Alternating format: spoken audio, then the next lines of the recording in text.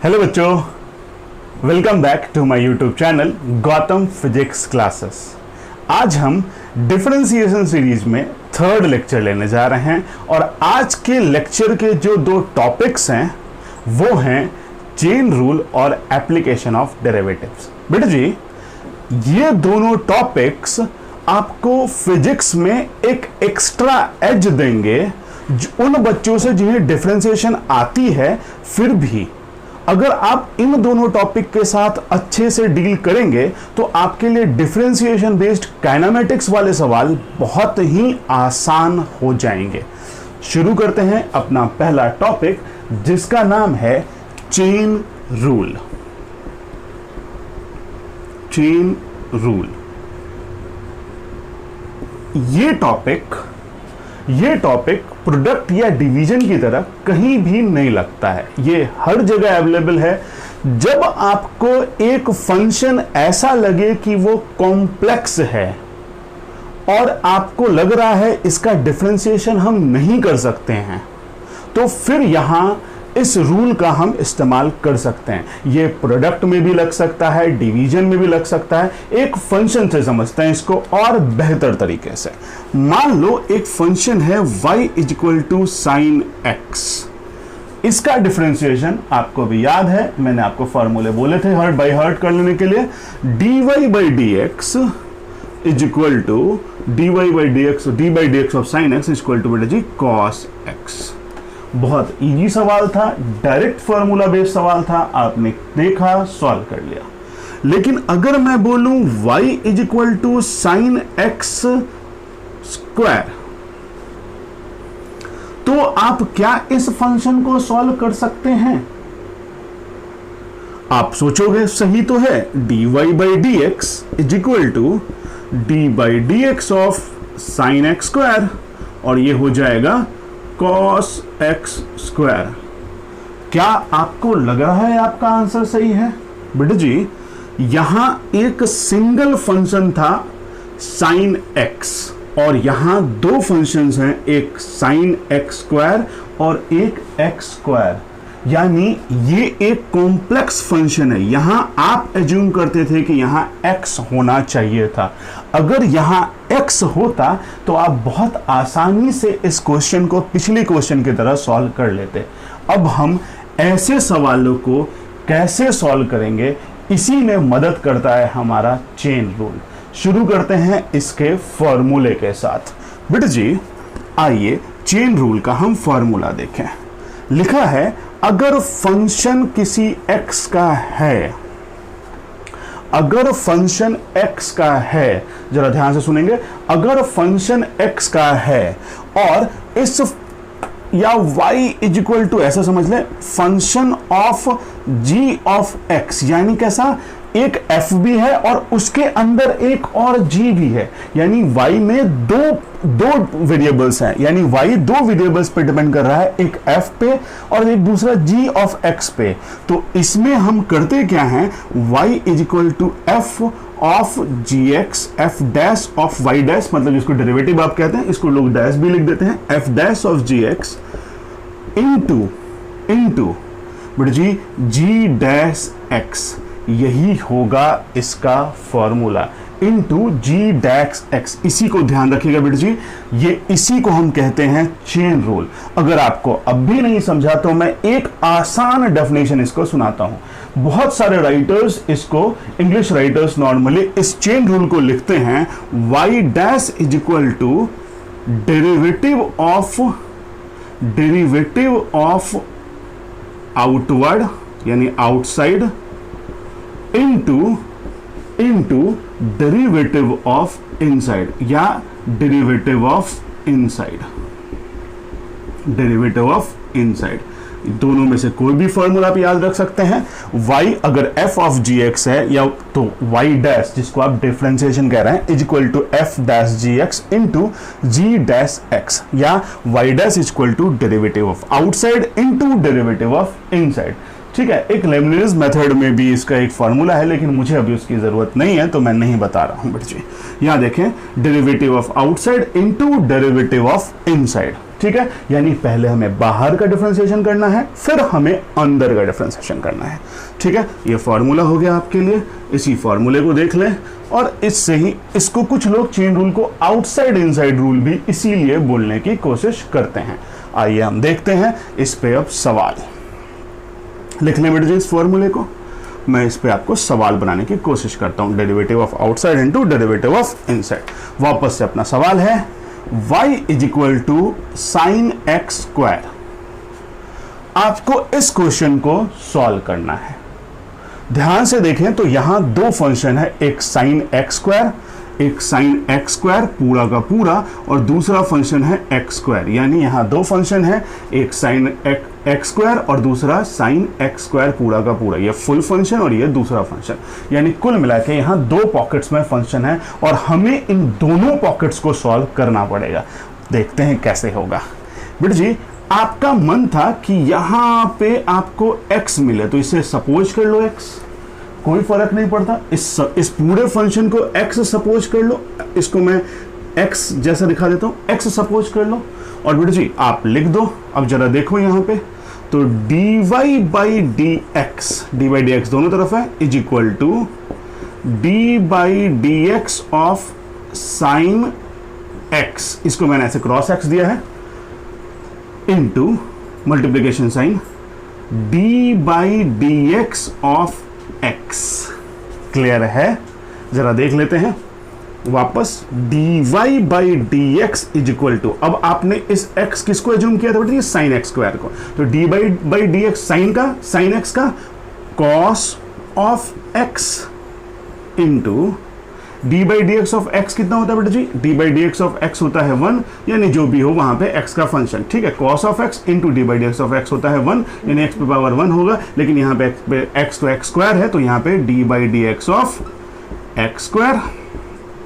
ठीक है, और D by d x of x की जगह पे यहाँ पे हो जाएगा बेटा जी, एक्स की जगह पे यहाँ पे भी आप एक्स स्क्वायर लिख सकते हैं, तो d by d x of cos x square, यानी d by d x of sine x हो जाएगा कॉस एक्स स्क्वायर, और यहाँ हो जाएगा d by d x of x square. तो d by d x of x square आपको भी आता है, एक स्टेप बाद में आप d y by d x is equal to cos x square into d by d x of x square हो जाएगा 2x, और फाइनल आंसर हो जाएगा d y by d x is equal to 2x into cos x square. Clear है? X square का differentiation 2x होता है। चलिए एक और सवाल से समझते हैं। कोई बात नहीं बेटा जी, हमें अगर नहीं समझा तो हम फिर कोशिश करते हैं इसको समझने की। ठीक है, हम तब तक ट्राई करते रहेंगे जब तक कि आप नहीं समझेंगे। आइए देखते हैं, कोई जल्दी नहीं है, हमें समझना जरूरी है, शायद 2 मिनट ज्यादा भी लग जाए, कुछ नहीं फर्क पड़ता। D by d x of sine 2x, जरा ध्यान से देखिए इसमें कितने फंक्शंस हैं बेटा जी, यहां 2 फंक्शंस हैं। ये पूरा sin 2x एक फंक्शन और ये 2x दूसरा फंक्शन, यानी कुल मिला के यहां 2 फंक्शन है, एक फंक्शन नहीं है, 2 फंक्शन है। और यहीं पे हम सोचते हैं ये फंक्शन हमारे लिए कॉम्प्लेक्स है, तो हम यही सोचते हैं कि हम चेन रूल लगाते हैं। इसी 2x वाले फंक्शन को आप z ले लें, कोई भी एक टर्म एज्यूम कर लें, और हमारे लिए क्या हो जाएगा देख तो बेटा जी, d by d x of y, जो d y by d x होता है, d by d x of outside function. अब आउटसाइड फंक्शन किसको माना बेटा जी तुमने, साइन 2x को, d by d x of sine 2x, या साइन इस 2x को z मान लो, तो d by d x of sign z into ये मल्टीप्लाई साइन, चेन रूल का दूसरा वो multiply sine into d by d x of z। बस बेटा जी हो गया। अब करना क्या है, z की वैल्यू डाल दो, z की वैल्यू डाल दो, एक स्टेप और मैं z की वैल्यू डाल देता हूं, साइन z की वैल्यू है 2x into d by d x of z, फिर से डाल दे 2x। अब सिंपल कर ले इसको, सिंप्लीफाई, तो बेटा जी कितना हो जाएगा, d by d x of sine 2x हो जाएगा cos 2x into d by d x of 2x हो जाएगा 2। ठीक है, एंगल के साथ कभी ये मल्टीप्लाई नहीं होता, आगे आ जाएगा, यानी d y by d x is equal to हो जाएगा बेटा जी 2 cos 2x। क्लियर है? बिल्कुल समझ रहा होगा। एक और सवाल ट्राई करते हैं, हम कोशिश करते हैं और सवालों से समझने का। ठीक है, आजा अगला नेक्स्ट सवाल हम कोशिश करते हैं। नेक्स्ट सवाल हम लेते हैं y इज इक्वल टू, आप भी अब आप भी शुरू कर लीजिएगा मेरे साथ इस सवाल को बनाना। y is equal to cos of 3x plus 2, y is equal to cos of, चलो ठीक है कोई बात नहीं, 3x स्क्वायर प्लस 2x ले लेते हैं, एक ही बार में हम इसको और थोड़ा टफ करते हैं, cos of 3x square plus 2x ले सकते हैं। बेटा जी अब बताइए कितना फंक्शन है, अब बताओ कितना फंक्शन है, ये पूरा एक फंक्शन है और ये वाला पार्ट दूसरा फंक्शन है, यानी कुल मिला के सिस्टम में कितने फंक्शन है बेटा जी, 2 फंक्शन है, और इन्हीं 2 फंक्शंस को हमें सॉल्व करना पड़ेगा। ठीक है, वापस आपका मन था कि यहां हमें cos x मिलता है या cos z मिलता है, जो हम d by d x of cos z होता है माइनस साइन, तो d by d x of cos होता है माइनस साइन, तो हम इजीली cos का माइनस साइन लगा के और सीधा ये आंसर कर दिया होता है। तो बेटा जी कुछ नहीं है, आप लेट कर लो, एज्यूम कर लो कि z is equal to 3x square plus 2x, assume कर लो z इज इक्वल टू, कुछ नहीं करना बेटा जी। तो अब हमारे लिए फंक्शन हो गया y is equal to cos z, हो गया y is equal to cos z हमारा इक्वेशन हो गया। अब कर लो सिंप्लीफाई इसको, तो बेटा जी dy by d x is equal to d by d x of cos z into अब ये z है, z भी एक पूरा फंक्शन है, into d by d x of cos z into d by d x of z, बस हो गया। अब z को क्या अज्यूम कर रखा था वो तुम लिख लो, तो बेटा z को अज्यूम कर रखा 3 स्क्वायर प्लस 2x, तो dy by d x is equal to d by d x of cos 3x square plus 2x into d by d x of z, जिसको लिया था 3x स्क्वायर प्लस 2x, बस हो गया, हो गया।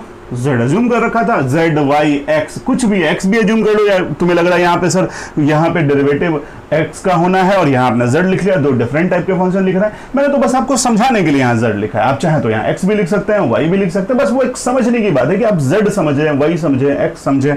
आइए देखते हैं, ठीक है, dy by d x is equal to d by d x of cos minus sine 3x square plus 2x into d by d x of 3x square, d by d x यहाँ पे एक bracket ले लेता हूँ, middle bracket, d by d x of 3x square 6x plus d by d x of 2x 2, तो बेटा जी ये हो जाएगा 6x प्लस 2, तो यहाँ पे इसको ले लें, d y by d x is equal to 6x plus 2, ठीक है, d y by d x is equal to 6x plus 2 minus sine बाहर into sine 3x square plus 2x। एकदम आसान है बेटा जी चेन रूल, लोग इसमें बेकार डरने की कोशिश करते हैं, बिल्कुल आपको डरने की जरूरत नहीं है, आराम आराम से सॉल्व करें। आपका दिमाग कहता है कि मुझे z चाहिए, आपका दिमाग कहता है कि मुझे z चाहिए, तो आप इस फंक्शन को ही z या x एज्यूम कर लें और एज्यूम करके फिर इसको बनाना शुरू कर दें, आसानी से आप इस फंक्शन को सॉल्व कर सकते हैं। आइए एक और एग्जाम्पल देखते हैं, एक और एग्जाम्पल देखते हैं, चला देखते हैं दूसरा एग्जांपल एक, y इज इक्वल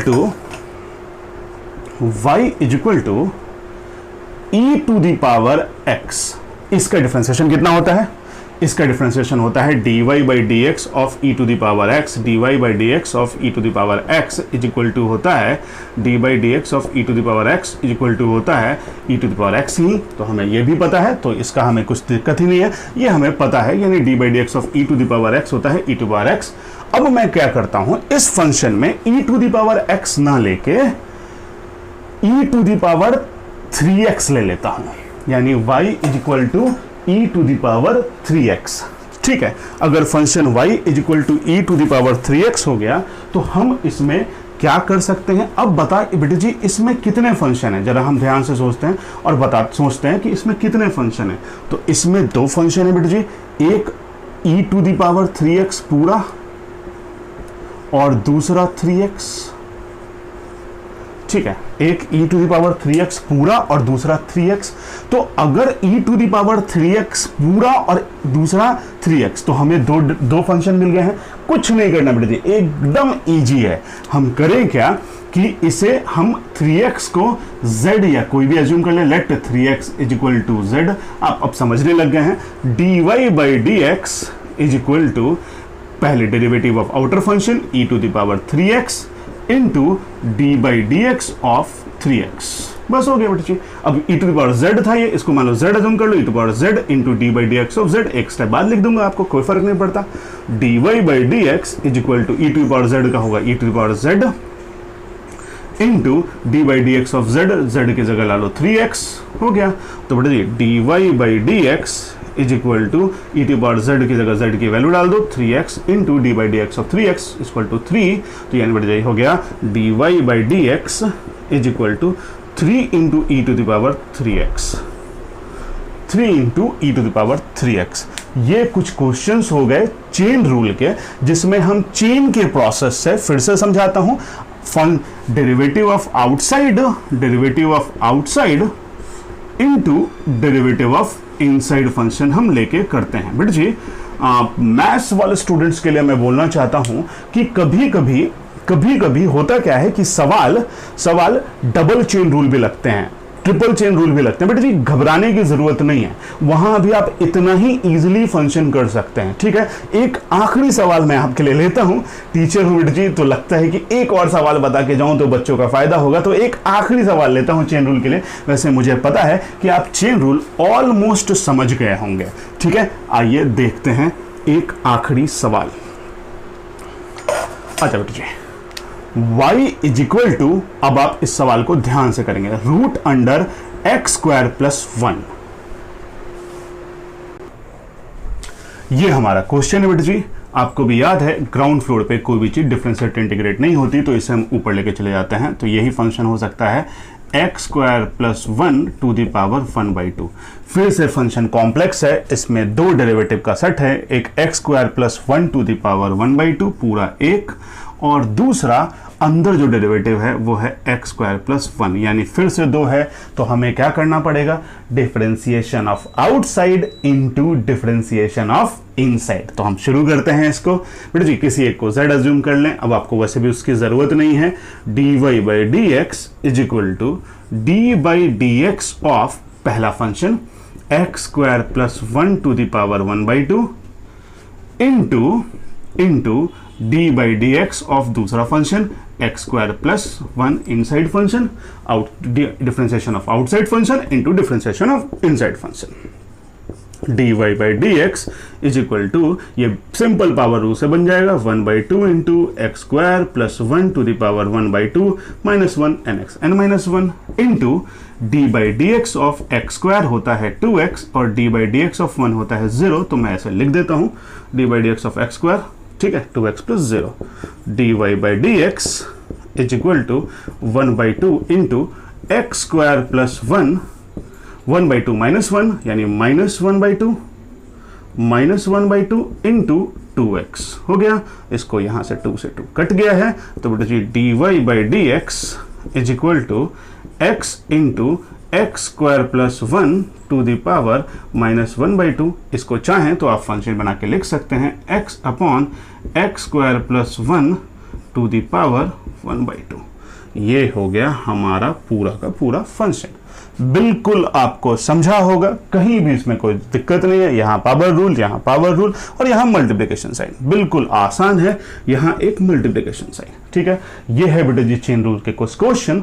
अब हम अपने सेकंड पार्ट में आएंगे, जिसे हम कहते हैं एप्लीकेशन ऑफ डेरिवेटिव्स, ठीक है। इस पार्ट को समझना आपके लिए जरूरी है, वीडियो जरूर एंड तक देखें। पसंद आए तो लाइक और सब्सक्राइब जरूर कर दें। मैं अच्छे वीडियोस ऐसे ही आपके लिए कॉन्सेप्चुअल वीडियोस डालता रहूंगा, ठीक है। शुरू करते हैं अपना second topic, application of derivative. शुरू करते हैं एप्लीकेशन ऑफ डेरिवेटिव। पहली मेरी बात आप ध्यान से सुने बच्चों, ये टॉपिक शायद बायोलॉजी में कभी यूज ना हो, लेकिन काइनेमेटिक्स में अच्छे सवाल बनाने के लिए, जो नीट के लिए आपको प्रैक्टिस करने की बहुत ज़रूरत है, आपको फ़ायदा होगा। मैथ्स वाले बच्चे जेईई मेन में नॉर्मली सवाल एप्लीकेशन ऑफ डेरिवेटिव बेस्ड होंगे काइनेमेटिक्स में, लेकिन आप मैथ्स वाले सर आपको बहुत डिटेल्ड पढ़ाएंगे, तो मैं इतना डिटेल तो आपको पढ़ा नहीं सकता हूं, लेकिन जब तक वो पढ़ाएंगे तब तक मेरा कैनामेटिक्स निकल जाएगा। तो मैं अपने कैनामेटिक्स के लिए जितनी ज़रूरत है उतनी एप्लीकेशन ऑफ डेरिवेटिव आपको थोड़ा बहुत सिखाता हूं। ये 3-4 चैप्टर्स हैं मैथमेटिक्स में, जिसको मैंने 3 वीडियोस में सम अप करने की कोशिश करी है। आइए शुरू करते हैं, इसको लास्ट तक ज़रूर देखिएगा, आपके बहुत काम की चीज़ है। देखते हैं बेटा जी, एक फंक्शन है y equal to x square minus 3x plus 2, ऐसा मान लेते हैं। चलो, y equal to x square minus 3x plus 2। अब हम इसे डिफ्रेंशिएट करते हैं dy बाई डी एक्स से। तो d by d x of x square हो गया 2x, D by d x of minus 3x हो गया, इजी है, अब तो कुछ आपके लिए है नहीं है, -3, और D by d x of constant हो गया 0, तो यानी हो गया 2x माइनस 3। ठीक है, अब हम क्या करते हैं कि dy बाई डी एक्स को हम 0 बोल देते हैं। तो अगर मैं 0 कर दूं, यानी dy by d x is equal to मैं 0 बोल देता हूं। अगर मैं इसको 0 कर दूं तो 0 इज इक्वल टू हो जाएगा 2x माइनस 3। इस केस में 2x इज इक्वल टू हो जाएगा 3 और x इज इक्वल टू हो जाएगा 3/2। क्या मतलब है इस x is equal to 3/2 dy by d x 0 होने से? समझते हैं, इसको ग्राफ में समझते हैं। बेटा जी, अगर आपको याद हो तो dy बाई डी एक्स जब हमने पहली क्लास में शुरुआत करी थी तो ये था स्लोप, याद है? यानी आप dy बाई डी एक्स को 0 बोल के ये बोलने की कोशिश कर रहे हैं कि इसका स्लोप 0 है, यानी किसी ग्राफ का स्लोप 0 है। और किसी ग्राफ का स्लोप 0 कब हो सकता है? जब उसका टेंजेंट क्या हो जाए? 0, और यानी जब tan 0 हो जाए। तो बेटा जी, इस ग्राफ का स्लोप कब 0 हो सकता है? जब ये कांस्टेंट हो जाए, यानी किसी एक ही एक्सिस पर हो, मान लो ये y है, ये x है। तो बेटा जी, कोई भी कांस्टेंट का ही डिफरेंशिएशन 0 होता है। आपने बोला dy बाई डी एक्स 0, यानी ये कांस्टेंट होगा और कांस्टेंट का कुछ ऐसा ग्राफ जाएगा। ठीक है, लेकिन ऐसा भी तो हो सकता है कि यहां पे भी स्लोप 0 हो जाए, यहां पे भी स्लोप 0 हो जाए। मतलब यहां पे भी स्लोप 0 हो सकता है, इस पॉइंट पे भी स्लोप, देखो ना, बाकी सब जगह पे स्लोप्स बनेंगे, बाकी सब जगह पे स्लोप्स आपके बन जाएंगे। मान लो यहां से इसको मैं हटा देता हूं थोड़ी देर आपके समझने के लिए, ऐसा कर देता हूं। देखो, यहां स्लोप्स बन जाएंगे, यहां पे आप चाहो तो स्लोप्स बन जाएगा, यानी हर जगह स्लोप्स बन जाएंगे। लेकिन इस पॉइंट पे स्लोप नहीं बनेगा, यानी यहां पे देख लो θ2 हो जाएगा, यहां पे θ1 हो जाएगा। तो बेटा जी, हर जगह स्लोप्स बन सकते हैं, लेकिन सिर्फ हम यहां पे स्लोप नहीं बना पा रहे हैं। और इसी तरह इस ग्राफ में भी प्रॉब्लम है। देखो, यहां पे मैं स्लोप बनाना चाहूं तो यहां पे स्लोप बन जाएगा, यहां पे मैं स्लोप बनाना चाहूं तो यहां पे स्लोप बन जाएगा, यानी मैं हर जगह स्लोप बना सकता हूं। और तुमने बोला है कि इसका स्लोप 0 है, और स्लोप 0 ये सिर्फ 2 पॉइंट पे हो सकता है, यानी एक अपने अप पॉइंट पे और एक अपने लोअर वाले पॉइंट पे। अगर मान लो ये ग्राफ ऐसा है तो इसके इस वाले पॉइंट पे, लोअर वाले पॉइंट पे, यानी यहां पे dy by d x equal to 0 हो सकता है, और यहां पे भी dy by d x equal to 0 हो सकता है, इक्वल टू 0 हो सकता है, यानी 2 जगह पे dy बाई डी एक्स 0 हो सकता है। कोई भी मुझे ये बोल सकता है कि यहां जो dy बाई डी एक्स 0 है ये मिनिमम की वैल्यू है, ये मिनिमम है, और यहां पे जो dy बाई डी एक्स 0 है ये मैक्सिमम है। तो आपने तो मुझे बता दिया कि x इज इक्वल टू 3/2 पे slope 0, x is equal to 3/2 पे स्लोप 0 आपने मुझे बता दिया सर। लेकिन आप मुझे ये बताओ ना कि ये स्लोप 0 मैक्सिमम के लिए है या मिनिमम के लिए है। और इस केस में हमें सोचना पड़ेगा कि स्लोप 0 मैक्सिमम के लिए है या मिनिमम के लिए है। सही बात भी है, dy by d x equal to 0 होने का मतलब कांस्टेंट, और कांस्टेंट मतलब स्लोप इक्वल टू 0, और स्लोप 0 2 पॉइंट्स पे किसी भी ग्राफ के हो सकते हैं, एक अपमोस्ट पॉइंट पे और एक डाउनमोस्ट पॉइंट पे। डाउनमोस्ट पॉइंट को बोलते हो मिनिमम और अपमोस्ट पॉइंट को बोलते हो मैक्सिमम। इसका मतलब कि यहां या तो इस वैल्यू पे ये मैक्सिमम वैल्यू होगी या ये मिनिमम वैल्यू होगी। अब हमें कैसे पता चलेगा कि x इक्वल टू 3/2 पे स्लोप 0 होने पे x इक्वल टू 3/2 पे स्लोप, यानी ये वाला डिस्टेंस x इक्वल टू 3/2 पे स्लोप 0 होने पे ये मैक्सिमम वैल्यू का है या ये मिनिमम वैल्यू का है? x इक्वल टू 3/2 पे स्लोप 0 होने पे ये मैक्सिमम वैल्यू का स्लोप है या मिनिमम वैल्यू का स्लोप है? हमें तो नहीं पता चल पाएगा बेटे जी, और हमें ये सोचना पड़ेगा, और ये हमें चाहिए भी ऑथेंटिकली कि मुझे ये पता रहे कि x इक्वल टू 3/2 इसकी मैक्सिमम वैल्यू है या मिनिमम वैल्यू है। आइए देखते हैं क्या करना है। जब आपको ये नहीं पता रहे कि ये मैक्सिमम वैल्यू है और मिनिमम वैल्यू है, कुछ नहीं करना है बेटा जी। आपको इस फंक्शन को एक बार और डिफरेंशिएट करना है, मतलब इस फंक्शन को एक बार और डिफरेंशिएट करना है। ये आपको इजीली आता है, आपको मरने तक डिफरेंशिएट करना आता है, मैंने आपको सिखा रखा है। तो इस फंक्शन को एक बार और डिफरेंशिएट करना है, कर दीजिए। देखिए, तो d/dx of dy/dx is equal to d/dx of 2x-3, और ये हो गया d² upon d² is equal to d/dx of 2x हो गया d/2 और d/dx ऑफ 3। यानी बेटा जी सेकेंड फंक्शन, ये जो सेकेंड डेरिवेटिव था इस फंक्शन का, वो पॉजिटिव आया। क्या आया सेकेंड डेरिवेटिव बेटा जी? सिर्फ +2 आया, पॉजिटिव आया। और अगर सेकेंड डेरिवेटिव पॉजिटिव आया तो ये जो वैल्यू है वो मिनिमम की वैल्यू है। फिर से सुने, अगर सेकेंड डेरिवेटिव पॉजिटिव आया, अगर उसी फंक्शन का सेकेंड डेरिवेटिव पॉजिटिव आया, तो ये जो वैल्यू है वो मैक्सिमम की वैल्यू है, यानी x इक्वल टू 3/2 मैक्सिमम की वैल्यू है। चलो मैं यहां पे आपको एक वो बता देता हूं।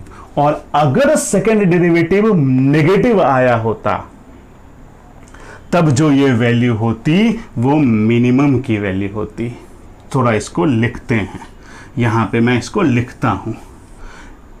Eight dy/dx is equal to 0, आप भी लिखेंगे at dy/dx is equal to 0, slope is 0, that is either it is maximum और minimum, यानी dy/dx इक्वल टू 0 पे स्लोप 0, इसका मतलब आइदर मैक्सिमम या मिनिमम। अब हमको कैसे पता चलेगा कि मैक्सिमम है और मिनिमम है, मैक्सिमम है कि मिनिमम है, हमें कैसे पता चलेगा? तो उसके लिए वी डिफरेंशिएट, यानी d² upon d²x², we differentiate it second time, and if d²y/dx² is positive, यानी if d²y/dx² is positive, the value is minimum, and if d²by/d²x² is negative, the value is maximum. याद रहेगा, यानी अगर इसका second derivative positive आया तो value क्या हो जाएगी? Minimum value. और अगर इसका सेकेंड डेरिवेटिव नेगेटिव आया तो वैल्यू क्या हो जाएगी? Maximum value. और बेटा जी मैक्सिमम का ग्राफ होगा, हमारा क्वेश्चन में पॉजिटिव आया तो इसका मतलब ये मिनिमम का ग्राफ होगा। अगर मैं इसको ग्राफ में बनाऊं तो ये इस वाले पोर्शन का वैल्यू होगा, यानी ये dy/dx 0 था और ये था मिनिमम का 3/2। ठीक है, ठीक है। इसको एक और सवाल से समझते हैं, इसको यहीं रहने देते हैं और एक और सवाल से समझते हैं। अच्छा, एक और सवाल से समझते हैं इसको। ठीक है, आ जाओ देखते हैं एक और सवाल। y is equal to 3x² या 3x³ कर दे, 3x³ माइनस 3x², बस इतना ही करते हैं। 3x³ minus 3x²। ठीक है, इसको डिफरेंशिएट करते हैं। dy/dx is equal to d/dx of 3x³ minus d by d x of 3x²। ध्यान से देखेंगे बेटा जी, ये सवाल हम एप्लीकेशन ऑफ डेरिवेटिव में आखिरी ले रहे हैं और लेक्चर भी एंड होगा। आपने एंड तक देखा है, थोड़ी देर और पेशेंस रखें, आपको बहुत फायदा होगा। ये थोड़ा टिपिकल लग रहा है लेकिन ये इतना टिपिकल है नहीं, ये सेकंड डेरिवेटिव जैसा है। देखते हैं एक बार और फिर आप समझेंगे अच्छे से। अच्छा, तो बेटा जी d y by d x is equal to d by d x of 3x² 9x² minus d by d x of 3x³ 9x², 3/3, तो ये हो गया बेटा जी 6x। अब हमें क्या करना है, इसे हमें 0 एज्यूम कर लेना है, ठीक है, और इस 0 पे हमें पहले निकालना है। तो यानी 9x² is equal to 6x, x से x कट कर दीजिए। 9x इज इक्वल टू 6 यानी x इज इक्वल टू 6/9 यानी 3 2 6, 3 3 9, x इक्वल टू 2/3। फिर से हमारा फंक्शन आया 2/3, ठीक है, लकीली आया है, ऐसा कुछ नहीं है कि मैंने सोचा है, ये लकीली आया है, x इक्वल टू 2/3। अब इस पे या तो आइदर इट इज मैक्सिमम और इट इज मिनिमम, क्योंकि पहला डेरिवेटिव 0 है और पहला डेरिवेटिव 0 हमें बताता है कि ये वैल्यू या तो मैक्सिमम की वैल्यू है या मेरी मिनिमम की वैल्यू है। सही बात है, तो ये हमें बताता है या तो मैक्सिमम की वैल्यू या मिनिमम की वैल्यू है। तो हम पहले कैसे पता लगेगा कि ये मैक्सिमम है कि मिनिमम है, हम इस फंक्शन को फिर से डिफरेंशिएट कर देते हैं। आजा देख लेते हैं, d y d by d x of d y by d x, ये आपको आता है, हमने पहले लेक्चर में देखा था, d by d x of 9x² minus 6x, d square y upon d square x square is equal to d by d x of 9x² हो जाता है 18x और माइनस 6। तो ये हो गया बेटा जी, इसको फिर अब इसको चेक कर ले। तो अब यहाँ पे तू x की वैल्यू डाल दे, x की वैल्यू 2/3, अब यहाँ पे डाल दे, क्योंकि x की वैल्यू बची थी, पिछली बार बची नहीं थी इसलिए बात नहीं कर पाए थे, इसलिए सवाल दिया था कि हम बची है और बात करना है। x की वैल्यू डाल दे, x की वैल्यू है 2/3 माइनस 6, 12 माइनस 6 बोले तो 6, यानी वापस x आया पॉजिटिव, यानी ये वाला फंक्शन आया पॉजिटिव, और जैसे ही सेकंड डेरिवेटिव पॉजिटिव, इसका मतलब ये वैल्यू होगी मिनिमम की, यानी at x is equal to 2/3 this function is of minimum value. और इसका मतलब अगर मैं यहां x की वैल्यू डालूं तो हमें जो मिलेगा उसे हम मिनिमा कहेंगे। देखते हैं, y is equal to 3 into 2/3 का होल क्यूब माइनस 3 इंटू 2/3 का होल स्क्वायर। ठीक है, आजा एक स्टेप और दिखाता हूं आपको, ठीक है, एक स्टेप और दिखाता हूं आपको, जरा ध्यान से देखेंगे तो बेटा जी, यानी y is equal to 3 into 8 upon 27 minus 3 into 4 upon 9, 3 से 9, 3 से 3, यानी बेटा जी 8 अपॉन 9 माइनस 4 अपॉन 3, एलसीएम ले लीजिए, तो 9 एलसीएम होगा 8 माइनस 3 3 जा 9, 3 4 जा 12, यानी बेटा जी हो गया 8 माइनस 12 माइनस 4 3 जा 12, ठीक है, माइनस 4/9, यानी बेटा जी ये value he minimum value of y होगी, इससे कम y की वैल्यू कभी नहीं आएगी। यही था एप्लीकेशन ऑफ डेरिवेटिव, इसी को मैक्सिमा मिनिमा, अगर यही यहाँ नेगेटिव आया होता तो ये मैक्सिमम की वैल्यू होती, तो ये मैक्सिमम की वैल्यू होती, और फिर जो y में डालते तो आंसर आता, तो उसे हम कहते हैं मैक्सिमा। अभी इस केस में हम इसे बोल रहे हैं मिनिमा। अच्छे से आपको समझ में आ गया होगा। लास्ट तक देखने के लिए थैंक यू। पसंद आया तो चैनल को लाइक और सब्सक्राइब करें, ध्यान से इस लेक्चर्स को देखें, 3 लेक्चर सीरीज में डिफरेंशिएशन है। मिलते हैं अगली क्लास में, उस क्लास में हम डिस्कस करेंगे इंटीग्रेशन का, वो एक फॉर्मूला बेस्ड प्रोसेस है, और उस प्रोसेस में भी हम इतना ही डिटेल डिस्कशन करेंगे जो कि फिजिक्स पॉइंट ऑफ व्यू से बहुत जरूरी होगा।